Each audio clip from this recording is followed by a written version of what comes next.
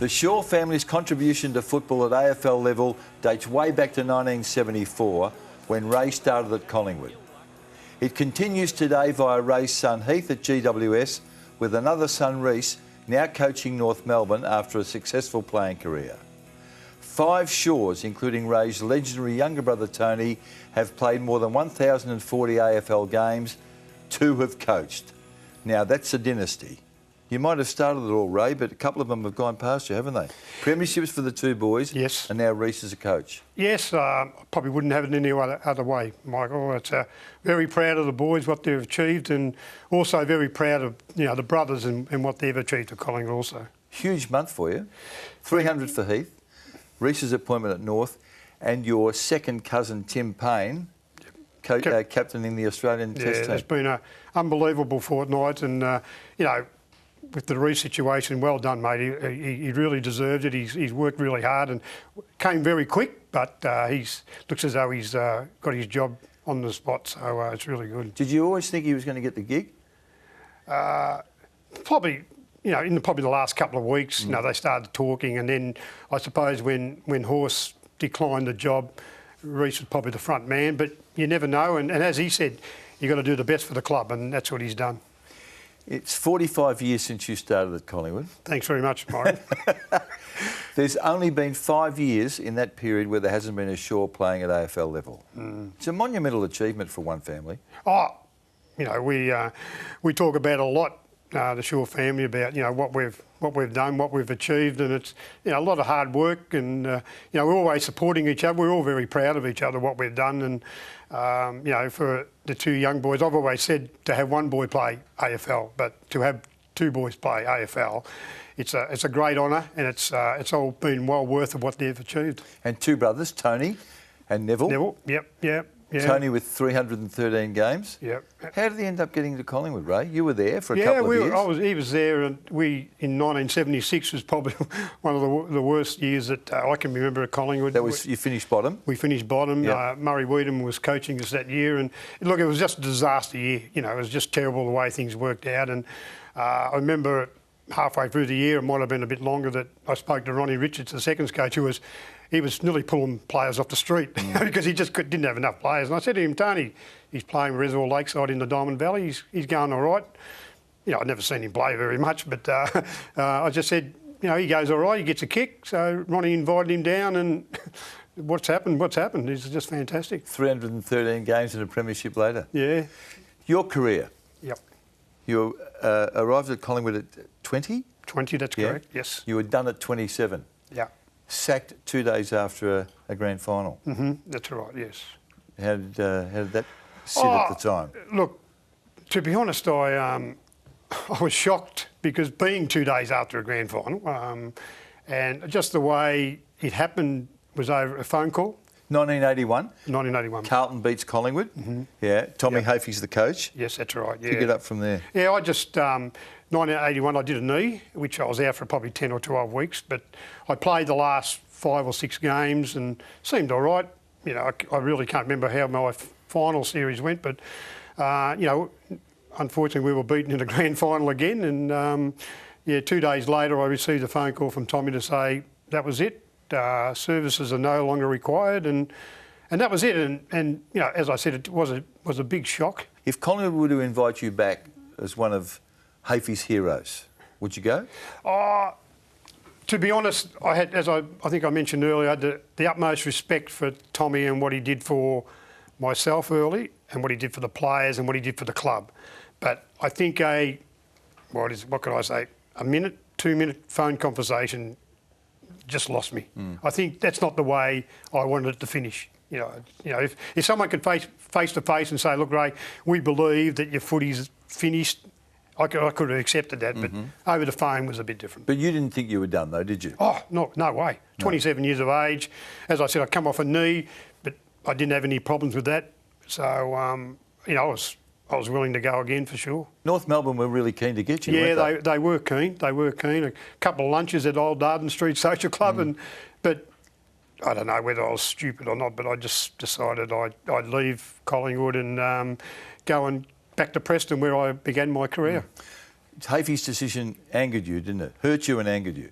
Yeah, it did. It did, because there was, first of all, it wasn't face to face, which I believe, I respected Tommy enormously, and what Tommy had done for the footy club had been fantastic when he came in 77. Like, we went from bottom in 76 to top in 77. So, that range was enormous, but we got there and he did a tremendous job. He got us fit. That was the biggest thing. I think he got us really fit. But just the end result wasn't good. And, Tommy did fall out of respect for what he did to me, and I felt that way too. But this had been coming with you, hadn't it? I mean, you were fairly outspoken. Yes. You had some misgivings about Tommy in the previous 12 to 18 months? Yeah, to look at it that way, we were a very close team, and not that Tommy tried to divide us, but he wouldn't kind of listen to players. Morey was captain, I was vice captain, there was a few other senior players. But Tommy had it in his mind what he wanted to do, how he wanted to play, how he wanted to train and all this. And, there was a few little rumblings here and there, but at the end result, I didn't want it to finish like that. Well, 81, it's your fifth grand final, and you ended up with the sum total of 1 draw and 4 losses. That's right. Exactly the same record as Tommy. Yeah. Tommy didn't take 81 very well, did he? No, he once again, he worked really hard to get us in that position, and whether it was because we'd been in others and got beaten, he thought this was the day, this is going to be the time, and it didn't work out that way. He did take it pretty hard.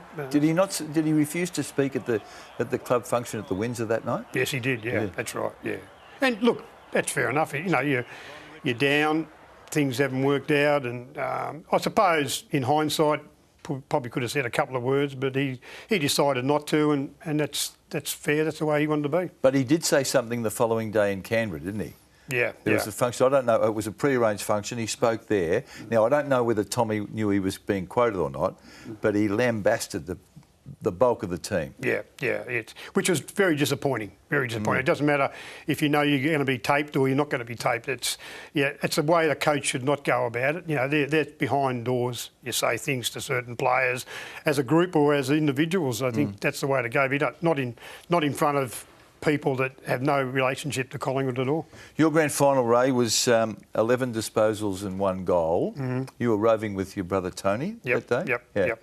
Do you remember how you thought you went? Oh, look, not particularly. I can't remember straight off, but I suppose I don't look back on them. You go out there and try to do your best, and if you have a poor day, well, hopefully next week's a bit different. But unfortunately, there was no next week, and things just didn't work out.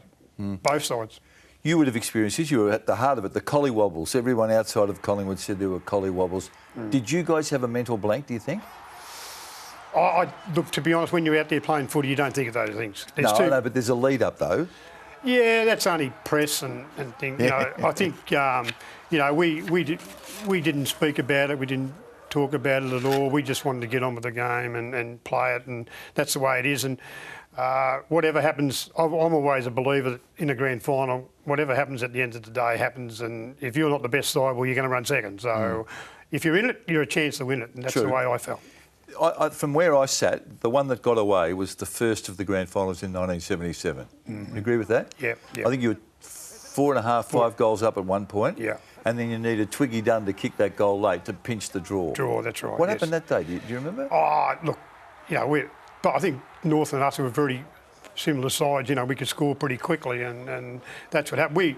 We went a little bit defensive. I think we had one loose man down back. I was down there in the last quarter for a little time, and whether we went a little bit defensive, but once again, if we get over the line by a point, people don't worry about how defensive we are. But North come with a rush, and we were, and I always remember we were, as you said, Twiggy kicked a goal, made it a draw, and then I think we had the ball on our forward flank, so we might have in another 30 seconds, the result could have been our way, but it didn't venture out that way. You and Tony and another brother, Neville, played 502 games between you. Were you ever in the same team? Tony and I were. Tony and I. But Neville, the three brothers never played? No, never played, no. Now, I don't mean to open up an old wound, but you've lost a brother, Kelvin. That's right. At his own hand. Yep. Did he have difficulty in coming to terms with the fact that he had 3 brothers playing in the AFL? Maybe a little bit, but Kelvin had other little problems that eventuated that he took his own life and things like that, which I won't go into. But he played with Collingwood reserves. So he was around the mark. Whether he would have gone on and played senior footy, I don't know. But Kelvin was a handy, really good clubman, and he was all for the players and all for the club. And unfortunately, he just didn't get the opportunity to play senior footy. It's difficult, this one, but I want to ask you how you saw yourself as a player. I'll give you my observation first. You were clever, smart, cheeky, lippy, probably a little slow. Is that fair? Yeah, 3 out of 4. Yeah, I probably agree with those. But with the pace one, you don't agree with me? Look, I wasn't lightning. I think early on I was okay, but as you get older, you get a little bit slower. That's older? You were gone at 27. Yeah, I was older than 19. So yeah. But when you probably get to that stage when you are getting a little bit slower, as you say, you got to use your footy nouses and things like that, get in the right spot. So But your two boys, Heath's still quick, and Reece was quick, wasn't he? Yes, that's right. Off their mother. Yeah, they got that off their mother. Yes. I want to ask you again. This is a tough one. Of the 4 boys, your family that played at AFL level, are you prepared to rate them in terms of their talent? Funny enough, Neville played 43. Yep. He's very talented. Yeah. Very talented player. Had his ups and downs like all the rest of us. Look, I'd probably say Heath was number 1. Yep. I just, we got to look at it. He's in this age of football. He's played 15, 16 years of top class football at Collingwood and GWS. I'm not going to put myself in this 4, but Tony's... Well, you've got to put yourself in this. I'll put myself on top, probably, Michael. That's the only problem. You haven't changed much. I haven't changed. No, look, naturally, Tony, tough, aggressive, never gave in. People say school-wise and that he wasn't terrific, but kept on getting the ball. So he was a fantastic player. And then you probably got Reece and Neville. So because Neville only played, as I said, 43, and Reece has played 237 or something like that. So yeah. I reckon your honest ratings would be Heath 1, Ray 2, Tony 3, Reece 4, Neville 5. Yeah, honestly, you're probably right, Mike. Yeah, in that way. Yeah, it's pretty hard for me to put myself in second position, of course. But well, I'll put you there, and you won't knock it on the head. No. You were captain in 2 years at only 2 years at Collingwood. That's right. Yes. And then did Tommy take the captaincy off you? Peter Moore replaced you. Peter Moore replaced me. I think it was more a bit Tommy and John Hickey.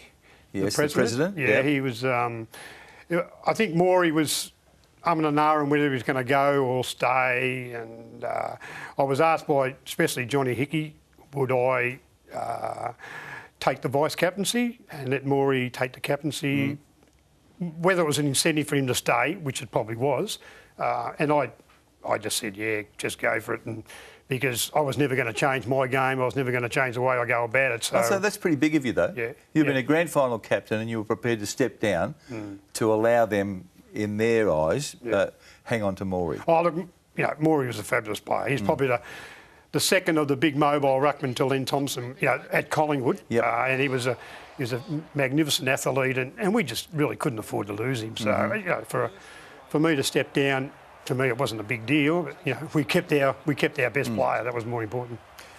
Reece and Heath both left Collingwood. Yep. Was that painful for you? I think the Reece situation was more his doing. He was in and out of the side and couldn't get games together, and it made it pretty hard for him. And he had the opportunity. Well, I say had the opportunity. The Swans were very interested in him, so it worked out that way. That I remember Kinnear Beetson ringing me up one day and said, "Oh, we got your son," and I'm thinking, "What's going on here?" And he said, "Did you not know?" I didn't know. I didn't know what was going, whether Reece would go or whatever, but because of the draft and all that, he rang me and just said, "Well, we've got your son, Reece is coming to Sydney," which I was rapt. I bet you he was rapt. Yeah, he's very much so. Premiership team. Yeah. Heath was a different situation, wasn't it? Heath was again, from the outside looking in, was seen to be a member of the infamous Rat Pack at Collingwood. Yes, that's right. Yeah. And Bucks wanted to make a stand. Is that true? Yeah, I think so. Look, I don't know, whether, Bucks has only been here a couple of years and whether he wanted to formulate his own club team, I would think. And I'm not saying he didn't like Heath, or he may have had someone he thought could play Heath's position better. And it didn't really go that well, but yeah. Here they are, mate. Yeah. Was the Rat Pack fair to those blokes? The connotation is that they were really wild off the field, and there was probably plenty of evidence to say that they did stretch the rules. Yes, yeah, but they were all good mates. Yep. And, when they did go out, they went out together. And myself and I remember Mickey Moldhouse saying it, and I would have said the same thing. I said, if you're going to go out, make sure you stay together, behave yourself, don't hurt yourselves, don't hurt anyone else.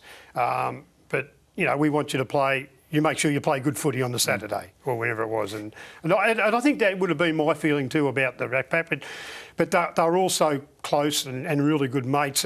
And you're probably looking at a third of the team were Rat Pack. So really good. And I think that, I tell you, I'd rather be on the Rat Pack side than go the other way, I think. Did you...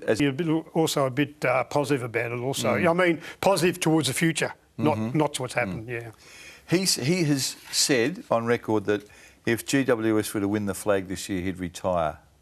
Do you take that? I would take that as being it, yeah. I'd say, as I mentioned before, after 15, 16 years, and he's still playing pretty good footy, but the cream on the cake, if they were to win the flag, would be a fantastic way to go out.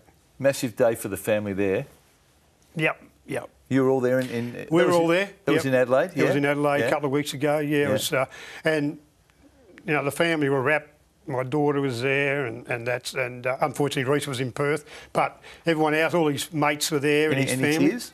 Yeah. You're a tough Preston boy, remember? Yeah, I got asked by Leon on the Monday before to speak to the players on the Friday night in front of Heath, who Heath didn't know about it. And I went up there and when Leon asked me, I said, "Oh yeah, I'll do it for you." And 5 minutes later, I thought, "What am I got myself into here?" It was a bit emotional. So what was the theme? I was just talking about him, the way, he's probably through his junior footy, a few little funny things that's happened, between him and Reece and my daughter Lane. They're all very close, and it was a bit emotional.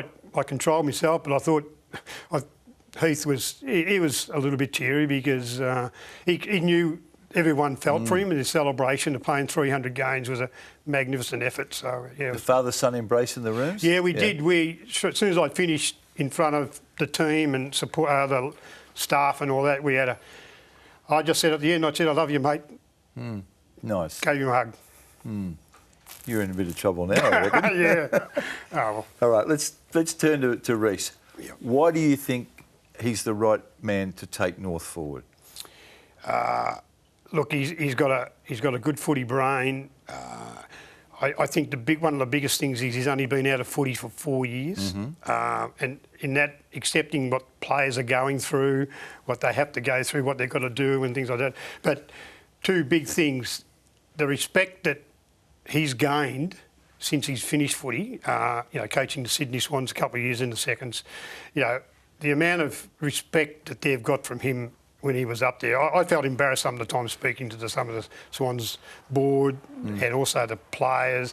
They just spoke so highly of him. I've heard the same. Yeah, the respect is so high. And I think the other thing is communication. He won't just let the top player get away with what the bottom player on the list will. They're all together, and that's the way he's gone about his practice. That's the way he's played the footy. So, Interesting, at quarter time in his first game as official North coach, the Kangas are 5 goals down, the best part of 5 goals down. Yeah. I watched him, I think we all did, watched him go to the huddle. Yeah. How will he react? It's his team now, it's official. And I really, it's hard to draw conclusions when you're only watching. Yeah. But it seemed like he didn't go silly. He didn't throw the team upside down. Nah. He didn't yell at anyone. Do you know what the gist of his message was? Yeah, I do. I spoke to him naturally after the game, and watching the first quarter, 4 or 5 to nothing. I'm thinking this might be a 20-goaler. This might be a bad defeat, but I think that's the communication and the respect he has for his players, in that he just went to him and said, the first quarter's gone, let's forget about it, let's start again. So, in other words, they're going to play a three-quarter game. That's all they're going to play. And sensible stuff. You know, there's no use dwelling what's happened, because you can't fix it. You know, the scoreboard's there and right in front of you, but let's settle down, let's play our footy for the next three quarters, and that was it. Do you believe he needs an experienced mentor type in his team? Reece is in his first year. It would be absolutely fantastic if they could find someone who is either coached or very experienced, assistant coach or whatever it is. If they could find someone who's probably 3, 4, 5 years older than Reece, that has got the experience, it's definitely going to help him. It's definitely going to help him a lot. And he's smart enough and mature enough to not worry about someone at his shoulder. Well, I believe he wouldn't pick anyone that, you know, is going to, I'm not going to say backstab him or anything like that, but he could have a really good relation with, and I think they'll search until they find the right bloke. Okay, coaching. When you finished at Collingwood, yes, you declined North Melbourne's invitation to play. You went home to Preston, yes, coached them to a couple of flags. Yes, that's right. And then took Laylaw to a couple of flags in the Diamond Valley League. That's right. Yeah. Did you have any aspirations after that? I had aspirations after Preston.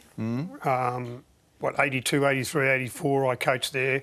And to be honest, we were a very good side. You know, back in those days, it was Port Melbourne and Preston. They were great rivals and that, and we had great games. And, you know, I suppose we lost 82, but we won 83, 84.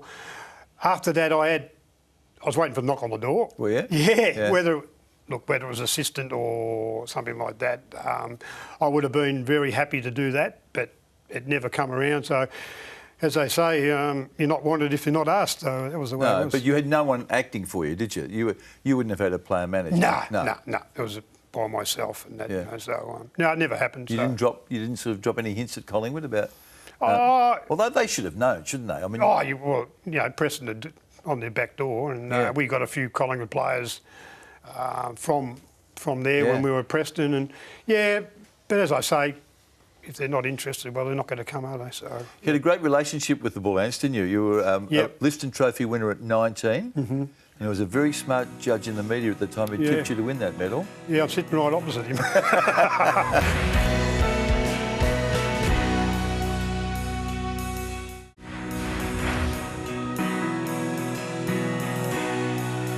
Heath won his premiership in 2010. How did you feel? I mean, you'd be immensely proud of your son. Yes. As we can see there. Yes, very much so. Any thoughts of self? Naturally, I would have loved to get one, but it didn't eventuate. And playing in 5 losing ones, it's pretty hard to take. But you drew four one. drew, which is not a win anyway. But it would have been lovely to get one. But to have the boys get one, you know, you couldn't be more proud. Yeah. No. Reece, 2012. Were you, surprised is not the word, because the Swans have always been competitive, but to see him in different colours, must have been, was it weird? No, look at, the relationship that the Swans and myself and our family was fantastic, and I think I mentioned before, you know, the respect that they had for Reece was overwhelming, and for him to get that is fantastic, you know. You see the pride in the two of them there. Yeah. I mean, they've both been there in that stage. The only trouble is he's got a Carlton draft in his hand, which doesn't look too good.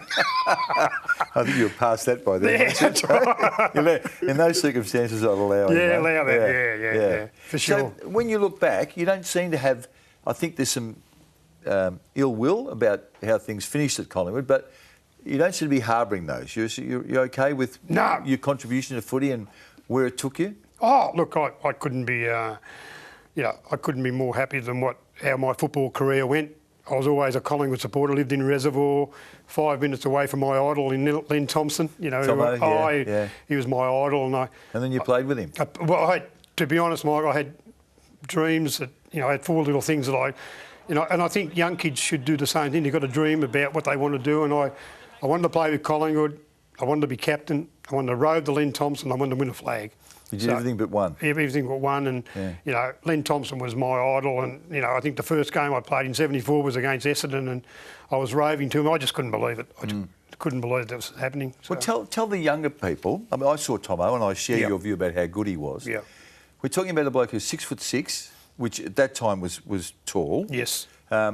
Is there anyone in the modern game that reminds you of him? I mean, does Grundy... I would have said, you know, just straight off, Grundy is the chap who gets around the ground. He's mobile. He's not a, you know, he's not a lumbering player. He can take a mark and very skillful.